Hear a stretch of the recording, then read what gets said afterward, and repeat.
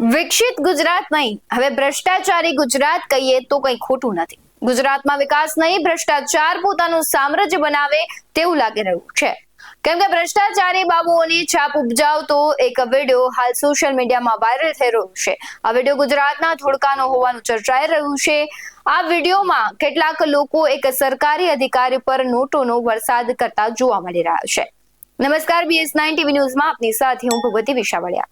આ વિડીયોમાં આપણે જોઈ શકીએ છીએ કે એક સરકારી ઓફિસમાં કેટલાક લોકો ગળામાં પ્લે કાર્ડ લટકાવી સૂત્રોચ્ચાર કરી રહ્યા છે. એક અધિકારી ખુરશી પર હાથ જોડીને બેઠેલા જોવા મળે છે. લોકો તેમના પર ગંભીર આરોપ પણ લગાવી રહ્યા છે. લોકો પોતાની સાથે નોટના બંડલ પણ લાવ્યા છે અને ગુસ્સામાં તે અધિકારી પર ફેંકી રહ્યા છે. વિડીયોમાં સ્પષ્ટ જોઈ શકાય છે કે લોકો કઈ રીતે અધિકારી પર પોતાનો રોષ ઠાલવી રહ્યા છે. આ વિડીયો અગાઉ ટ્વિટર એકાઉન્ટ પર શેર થયેલો હતો, ત્યારે આ વિડીયોના કેપ્શન સાથે લખેલું છે કે લો તે કેટલા ગેરકાયદેસર પૈસા ખાશે અને જનતાને જવાબ આપવાનો છે. હવે નોકરી મેળવવા માટે અધિકારીઓ કેટલી લાંચ આપી હશે, હવે તેના માલિકોને પણ પૈસા આપવા પડશે. આનો અંદાજ કાઢવો પણ જરૂરી છે. આ સાથે આ વિડીયો વાયરલ થઈ રહ્યો છે, ત્યારે વિડીયોમાં લોકો અધિકારીને કહી રહ્યા છે કે તેની સોસાયટીમાં ગંદુ પાણી આવી રહ્યું છે અને એક વ્યક્તિ છે તે બિસ્મિલ્લા સોસાયટીનો પણ ઉલ્લેખ કરે છે. લોકો અધિકારીને પૂછે છે કે આ સમસ્યાનું નિવારણ લાવવા માટે કેટલા પૈસા આપવા પડશે. ત્યારબાદ તેઓ પરબિડિયાઓમાંથી પૈસા કાઢીને અધિકારી પર વર્ષાવે છે. ત્યારે અધિકારી સમગ્ર ઘટના દરમિયાન પોતાની સીટ પર હાથ જોડીને બેઠો રહે છે. આ વિડીયો ગુજરાતના ધોળકાનો હોવાનું ચર્ચાઈ રહ્યું છે. તે હજુ સુધી આપણે પાકું નથી કહી શકતા કે ક્યાંનો છે, પરંતુ લોકમુખે ચર્ચા થઈ રહી છે કે આ વિડીયો ધોળકાનો છે. પરંતુ ભ્રષ્ટાચાર સામે લોકોનો આક્રોશ આનું એક બેસ્ટ ઉદાહરણ છે. ભ્રષ્ટાચાર એટલો બધો છે કે લોકો આટલી હદ સુધી આક્રોશ ઠાલવી રહ્યા છે. સુધરી જાઓ હવે, કેમ કે આ છાપ તમારી અધિકારીઓની નહીં પરંતુ ભ્રષ્ટાચારી તરીકે પડી હોય તેવું લાગી રહ્યું છે ને લોકમુખે ચર્ચાઈ પણ રહ્યું છે. પૈસા લો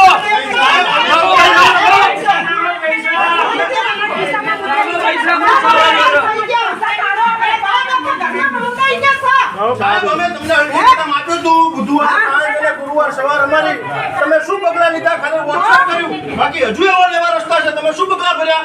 હજુ આખા સિટી વાળો રસ્તો નહીં જો હજુ એવા લેવા છે. હજુ પાણી એવું જવું છે. એક દિવસ તમે ઘરમાં તમને ખબર પડે.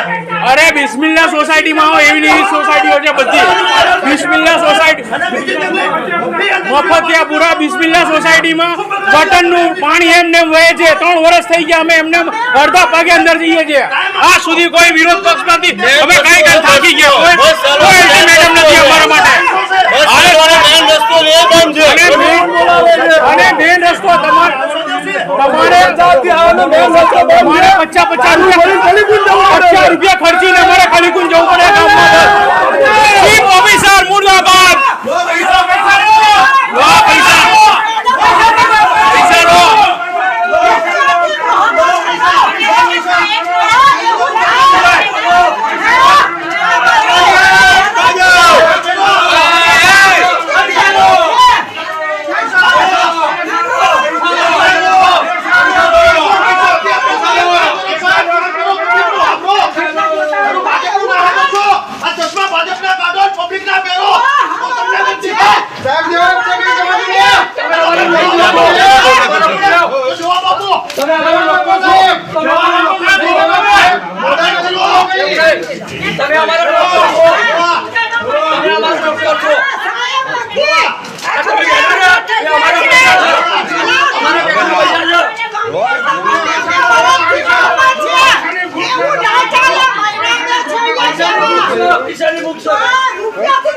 કામ નથી કરવું, નહીં પૈસા નહીં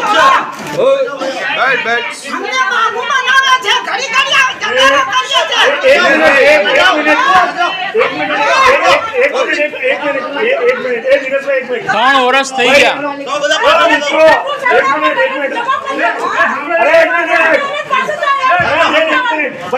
એક મિનિટ ઉભા રહો. આપણે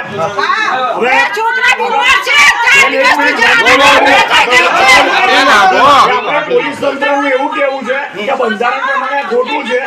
સાહેબ ટેક્સના પૈસા પગાર લે છે. આપણે આ ચેમ્બરમાં નહીં, આ સાહેબને બહાર આવવું જોઈએ. આપણે અંદર શું કરવા આવીએ? સાહેબને બહાર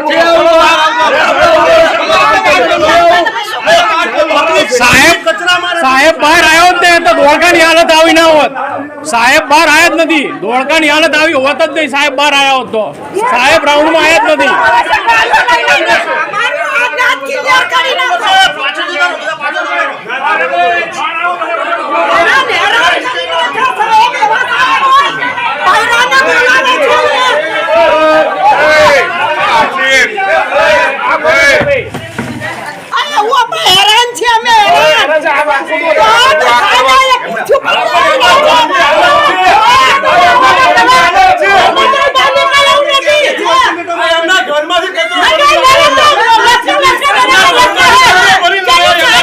એ મિતેશ એમના ઘરનો કચરો છે બધા રકનો.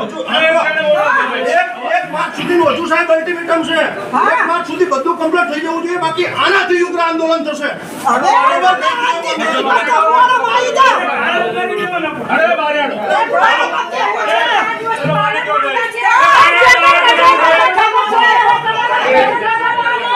આવા જ વધુ અહેવાલો સાથે ફરી મળતા રહીશું. તમે અમારી YouTube ચેનલને સબસ્ક્રાઇબ કરવાનું, અમને Facebook અને Instagram પર ફોલો કરવાનું ભૂલશો નહીં. બાકી નવી અપડેટ્સ મેળવવા માટે આપ જોતા રહો BS9 TV ન્યૂઝ. નમસ્કાર.